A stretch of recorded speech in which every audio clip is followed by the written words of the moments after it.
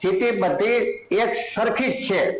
પરંતુ રાજ્ય સરકાર દ્વારા જે યોજના જે ચાલે છે તાર ફેન્સિંગ માટેની, આ યોજના રોનકભાઈ 2005માં શરૂ કરવામાં આવી ત્યારે જમીનની મર્યાદા 10 હેક્ટર હતી અને મીટરે 150 રૂપિયા સબસિડી આપવા માટેની વાત જાહેરાત એ વખતે કરેલી। ત્યાર પછી રૂપાણી સરકારની અંદર એની જમીન મર્યાદા ઘટાડીને 10 માંથી 5 હેક્ટર કરી અને 150 રૂપિયા મીટરે સબસિડી જે હતી પ્રતિ મીટર એમાં 50 નો વધારો કરી અને 200 રૂપિયા કર્યા। હવે ત્યાર પછી પણ એ વખતે પ્રથમ વખતે જ્યારે જાહેરાત રૂપાણી સરકારે કરી ત્યારે 350 કરોડ રૂપિયા બજેટમાં જોગવાઈ કરવામાં આવેલી અને ત્યારબાદ પાછી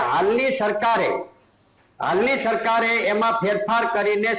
જમીનની મર્યાદા ઘટાડીને 2 હેક્ટર કરી છે અને પ્રતિ મીટર 200 રૂપિયા કરી છે।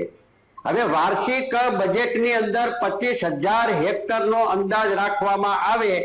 રોનકભાઈ, તો 25,000 ની સામે આ જે યોજનાની જે મુશ્કેલી જે છે એની જે સિસ્ટમ છે,